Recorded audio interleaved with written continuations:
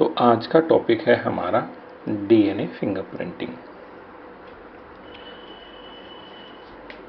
In genetics, DNA fingerprinting is the method of isolating and identifying variable elements within the base pair sequence of DNA.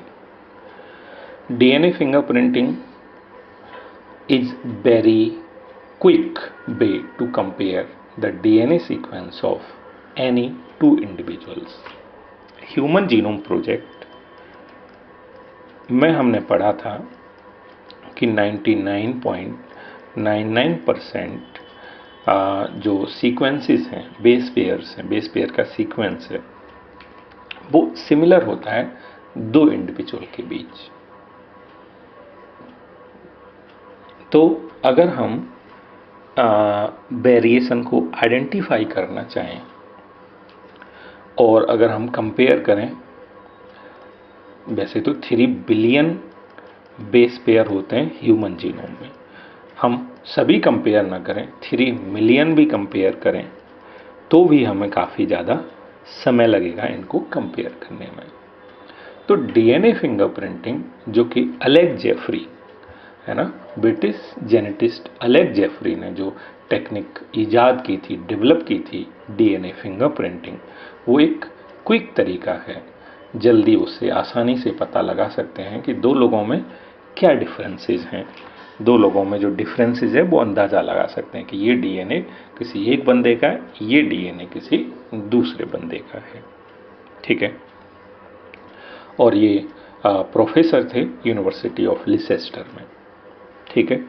और ये पूरा का पूरा method जो based होता है एक इस पर BNTR पर, variable number of tandem repeats. ठीक है। अब ये BNTR क्या होता है इसको देख लेते हैं।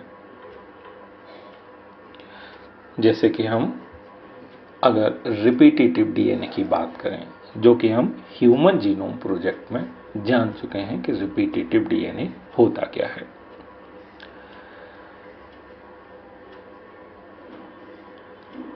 जैसा कि यहाँ दिखाई दे रहा है, हमने यहाँ डीएनए फ्रेगमेंट्स ले लिए, मीन्स किसी सेल से, किसी टिश्यू से डीएनए को एक्सट्रैक्ट कर लिया, डीएनए को आइसोलेट कर लिया और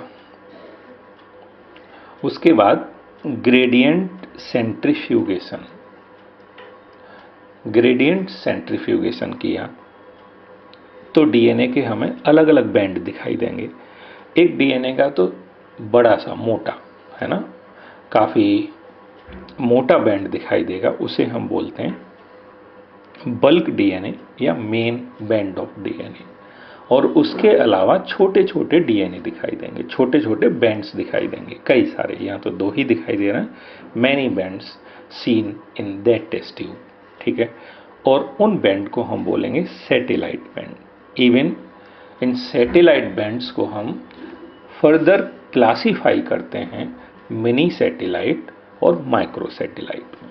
ठीक है। Micro satellite and mini satellite में, मीन्स इनमें भी कोई थोड़ा ज़्यादा पतला होगा, मतलब इनमें वेरिएशन होगा। तो एक थिकनेस कि इस थिकनेस से कम वाले मिनी हैं, ज़्यादा वाले माइक्रो हैं, तो इनको हम क्लासीफाई कर लेते हैं। ठीक है। तो a small stage of DNA is repeated many times. These repetitive DNA are separated from bulk genomic DNA as different peaks during density gradient centrifugation. The bulk DNA forms a major peak and the other small peaks are referred to as satellite DNA. जो छोटे छोटे band बनेंगे वो satellite DNA हैं। Depending on base composition. हाँ, अब ये बन क्यों रहे हैं, ये छोटे छोटे सैटेलाइट क्यों बन रहे हैं और ये बड़ा क्यों बन रहा है। दरअसल जैसे किसी में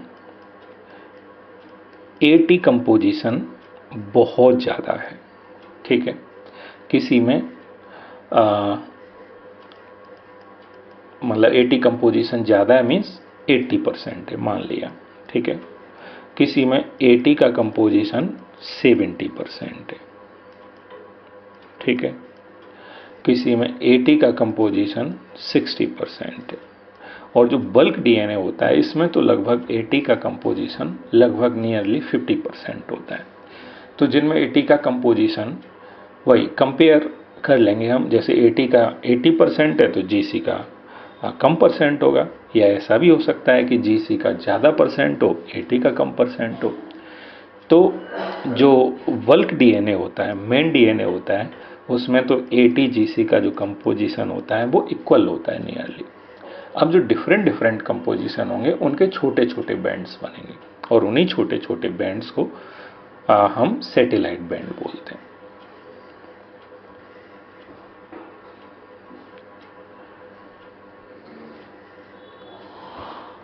These sequences normally do not code for any protein। तो ये तो हम पढ़ ही चुके हैं एचजीपी में कि जो ये नॉन कोडिंग सीक्वेंसेस हैं, जो है ना रिपीटेटिव डीएनए हैं, वो नॉन कोडिंग सीक्वेंसेस हैं, but they form a large portion of human genome. These sequence show high degree of polymorphism and form the basis of DNA fingerprinting।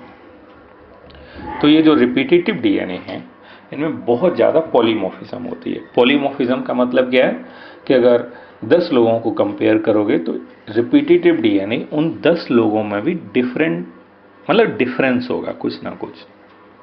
तो यही polymorphism है, और यही पॉलीमॉर्फिज्म दरअसल डीएनए फिंगरप्रिंटिंग का बेस है। इसी के आधार पर डीएनए फिंगरप्रिंटिंग होती है।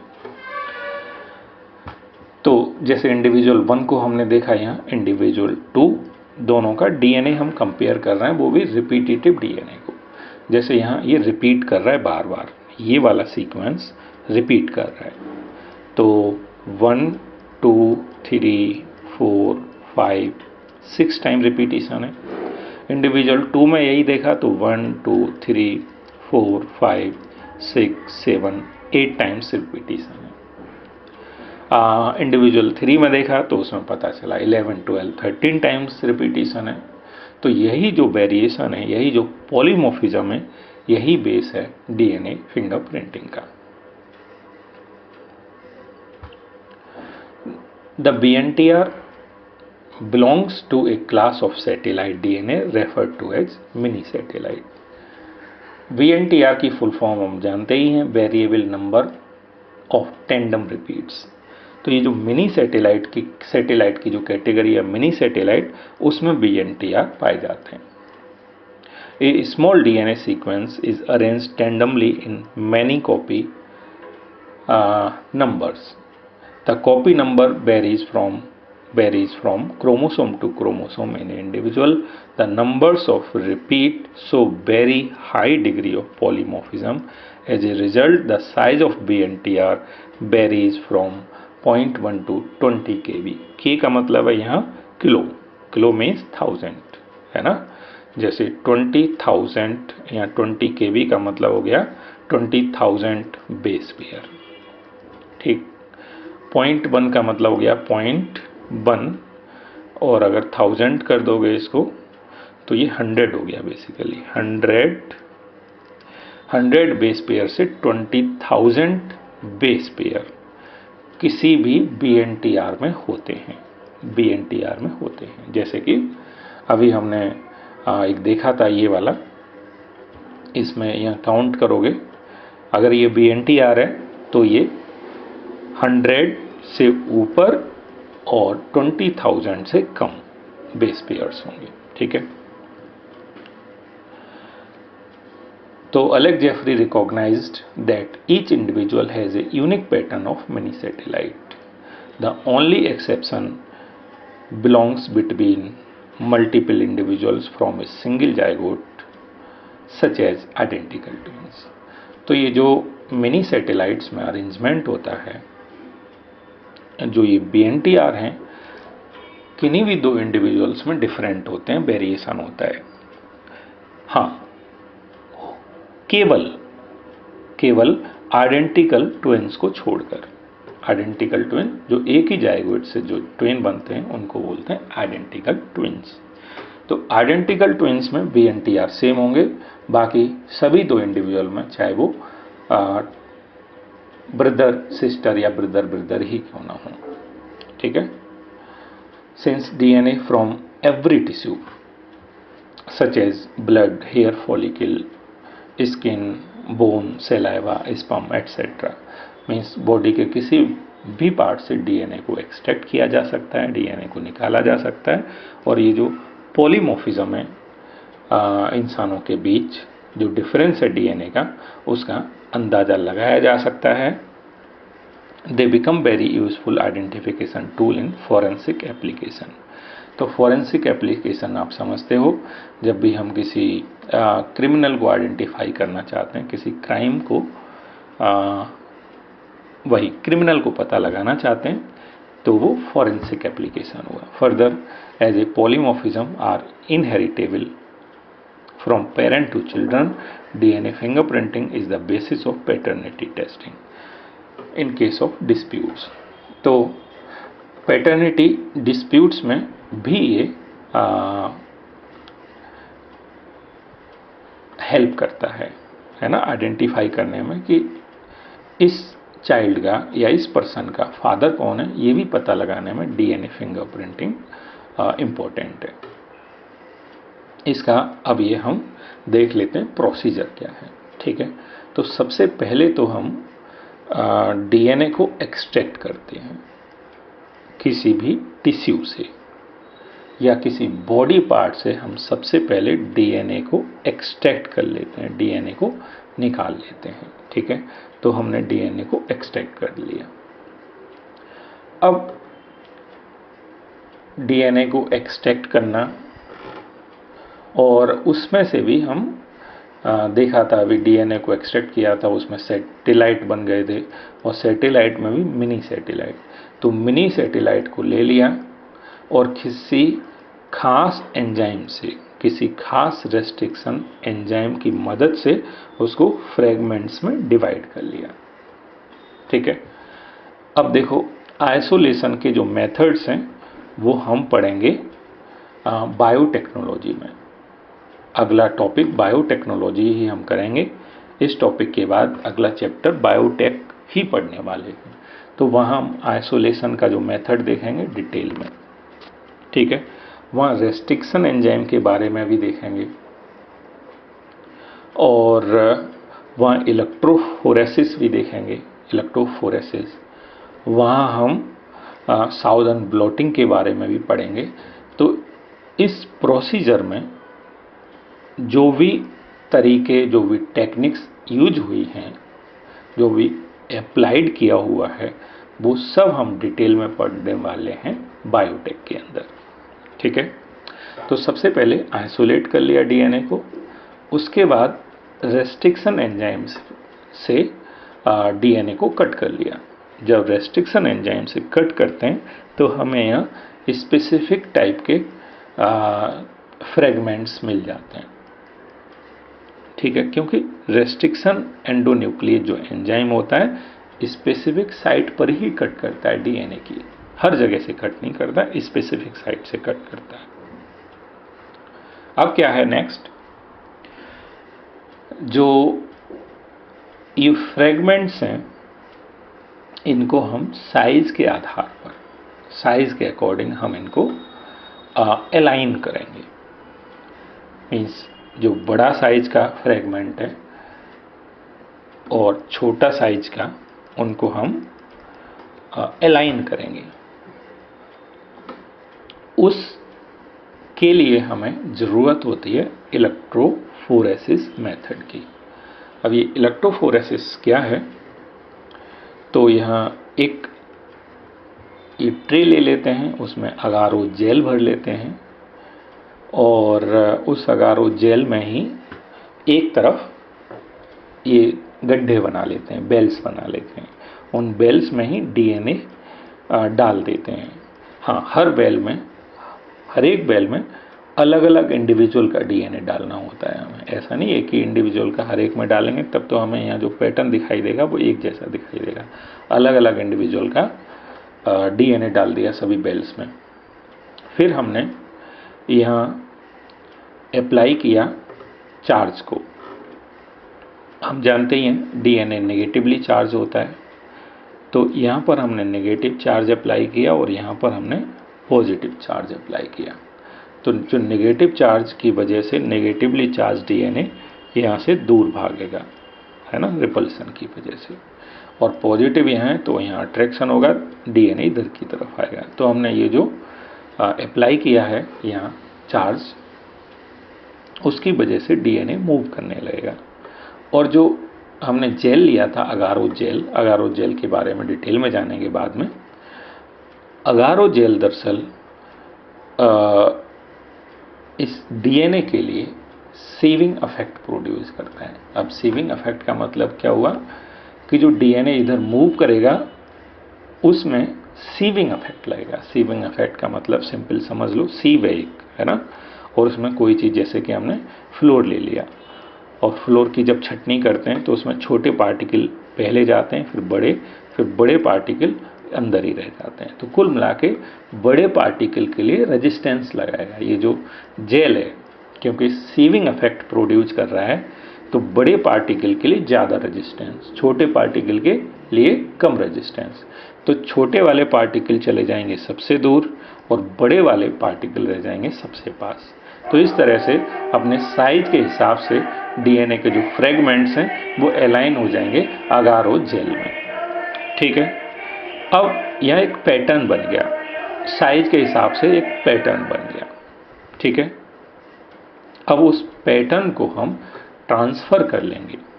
दरअसल हमें अब उस पैटर्न को देखना है, विजुलाइज करना है, लेकिन विजुलाइज अभी नहीं कर सकते, उसके लिए हमें इस पैटर्न को ट्रांसफ़र करना पड़ेगा एक मेम्ब्रेन पर। ठीक है, एक नाइट्रोसेलुलोज की मेम्ब्रेन पर हमें यही वाला जो सीक्वेंस है, यही वाला जो पैटर्न है सेगमेंट्स का, फ्रेगमेंट्स का, उसको हमें ट्रांसफ़र करना है एक मेम्ब्रेन पर। मेम्ब्रेन किसकी है? नाइट्रोसेल्यूलोज की मेम्ब्रेन है।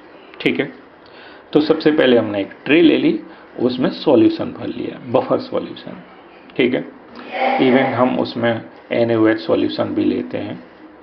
तो और उसमें सॉल्यूशन में हमने स्पंज रख लिया, स्पंज के ऊपर वाटमैन पेपर, है ना, लैब में आपने देखा होगा वाटमैन पेपर रख लिया, और वाटमैन पेपर के ऊपर वो जो जेल है अगारो जेल, वो दरअसल काफ़ी सॉलिडिफाई हो जाता है, उस सॉलिडिफाइड जेल को निकाल के रख लिया इस वाटमैन पेपर के ऊपर, और उसके ऊपर रख दिया नाइट्रोसेल्यूलोज का मेम्ब्रेन, और उसके ऊपर फिर से वाटमैन पेपर रख दिया, उसके ऊपर हमने टिश्यू पेपर रख दिए या पेपर टॉवल, मतलब जिससे ये जो नमी है उसको एब्जॉर्ब कर ली। ठीक है, और ऊपर से वेट रख दिया, प्रेस कर दिया प्रॉपरली।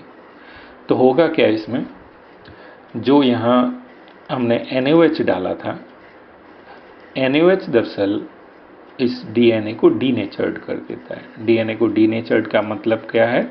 डबल स्ट्रैंडेड डीएनए को कन्वर्ट कर देता है सिंगल स्ट्रैंडेड डीएनए। मीन्स जो हाइड्रोजन बॉन्ड होते हैं वो टूट जाते हैं और दोनों जो स्टैंड्स हैं सिंगल स्टैंड वो हो जाते हैं सेपरेट।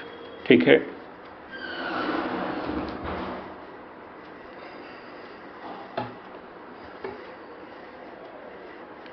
तो इस तरह से वो जो ट्रांसफ़र कर लिया इलेक्ट्रोफोरेसिस जेल के ऊपर जो पैटर्न था उसे ट्रांसफ़र होके आ गया नाइट्रोसेल्यूलोज मेम्ब्रेन की मेम्ब्रेन पर।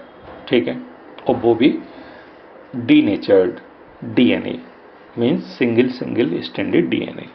अब क्या करेंगे हम कि उसका करेंगे हाइब्रिडाइजेशन। हाइब्रिडाइजेशन का मतलब क्या होता है कि जो इस पर मेम्ब्रेन पर पैटर्न आया है वो भी यहाँ सिंगल स्ट्रैंडेड डीएनए है।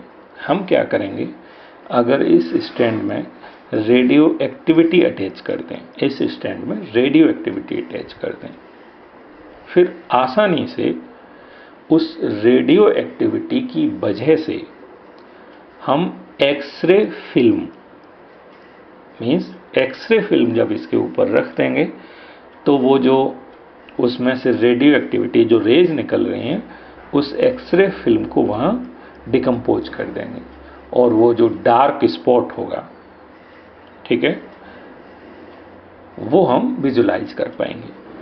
तो हमें दरअसल यहाँ रेडियो एक्टिविटी लानी है, ठीक है।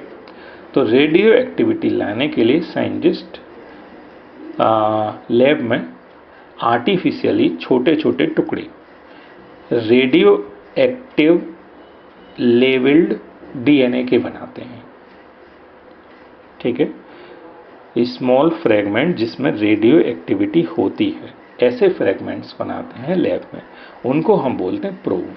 क्या बोलते हैं? प्रोब।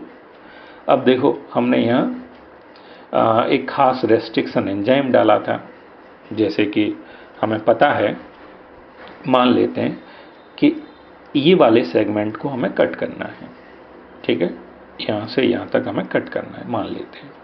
तो एक खास एंजाइम डालेंगे तभी ये कट होगा, ठीक है। तो हमें पता है कि जो हमारे पास ये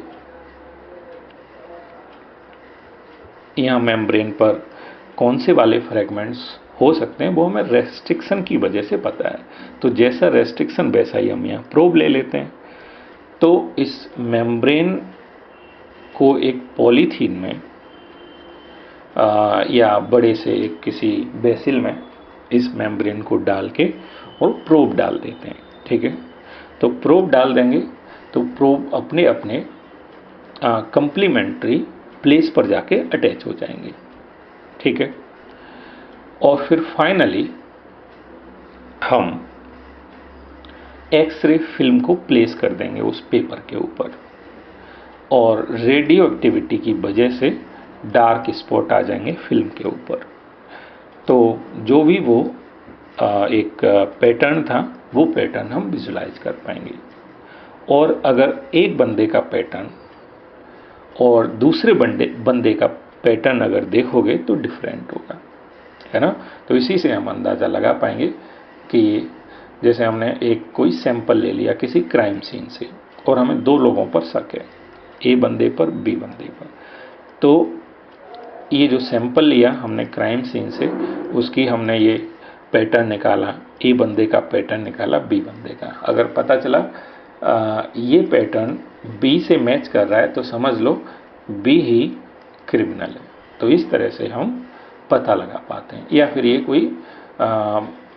कोई बच्चा है और दो लोग ये उस पर हक जता रहे हैं कि ये इसका बेटा है, ठीक है। तो डीएनए फिंगरप्रिंटिंग से अगर पैटर्न जिससे मैच करेगा वही उसका फादर होगा। तो ये पैटर्निटी इश्यू की बात हो गई, ठीक है।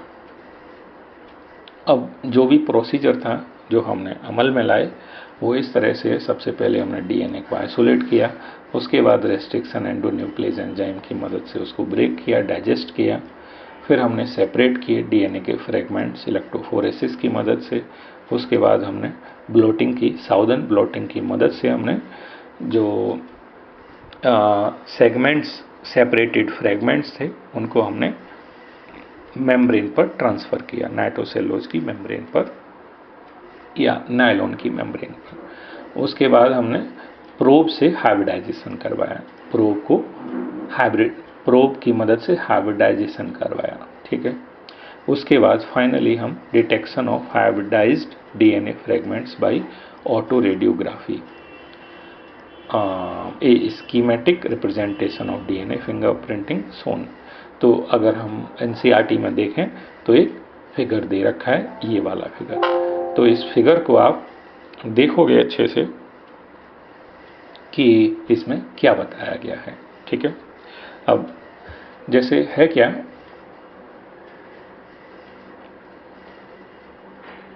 ये तो डीएनए लिया गया है क्राइम सीन से, मतलब क्राइम सीन से जो सैंपल लिया गया उसको एक्सट्रैक्ट करके और पूरा प्रोसीजर अपना के जो रेडियोग्राफ आया है हमारे पास, वो ये वाला है, ठीक है। और दो लोगों पर हमें शक था, इंडिविजुअल ए, इंडिविजुअल बी। तो इंडिविजुअल ए का पूरा प्रोसीजर अपनाने के बाद जो रेडियोग्राफ आया वो ये है, बी का रेडियोग्राफ ये आया है। तो हम यहाँ देख रहे हैं कि इस क्राइम सीन से मिले डीएनए का पैटर्न बी बंदे के पैटर्न से मैच कर रहा है, तो हमने अंदाज़ा लगा लिया कि यही क्रिमिनल है। और एक और बात, जैसे हम जानते हैं कि हमारे डीएनए में पैटर्नल डीएनए भी होता है और मैटरनल डीएनए भी होता है, ठीक है। तो हमारी मदर से जो डीएनए आया वो ये वाला है, फादर से आया है ये वाला, ये सभी क्रोमोसोम के लिए है बेसिकली, ठीक है। तो जैसा कि देख रहे हो कि यहाँ पर ये 3 टाइम्स रिपीटिशन है ना। तो 3 टाइम जो रिपीटिशन है तो वो ये हो गया, ठीक है। इसका 4 टाइम रिपीटिशन है तो 4 टाइम रिपीटिशन वाला ये हो गया, ठीक है।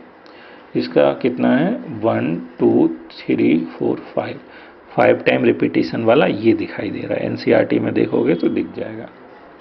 ऐसे ही 7 टाइम रिपीटिशन वाला, 7 टाइम है कोई, हाँ 1 2 2 3 4 5 6 7। ऐसे ही 8 टाइम रिपीटिशन वाला ये वाला हो गया। और ये है 9 या 10 टाइम्स, देखते हैं 1 2 3 4 5 6 7 8 9 10 टाइम रिपीटिशन वाला ये हो गया। इसी तरह से इसको देख लोगे आप एक बार, ठीक है। अब ये कुछ क्वेश्चंस हैं। There is paternity dispute for child, which technique can solve the problem, discuss the principle involve. अच्छा, आपको एक काम करना है, एनसीईआरटी वाला जो टॉपिक है डीएनए फिंगरप्रिंटिंग, ये जो मैंने समझाया वो तो समझ ही लिया। अब एनसीईआरटी की एक एक लाइन अच्छे से समझनी होगी, वैसे कुछ अलग नहीं, फिर भी उसकी जो लैंग्वेज है, उसका जो तरीका है, वो सारी चीज़ें आपको अच्छे से समझनी है। और कोई भी प्रॉब्लम आए तो मुझे इन्फॉर्म करो। और एनसीईआरटी के जो क्वेश्चंस हैं ये 2 क्वेश्चन करो, और साथ ही साथ जो भी एनसीईआरटी में क्वेश्चन है वो एक एक क्वेश्चन करो इससे रिलेटेड और मुझे भेजो।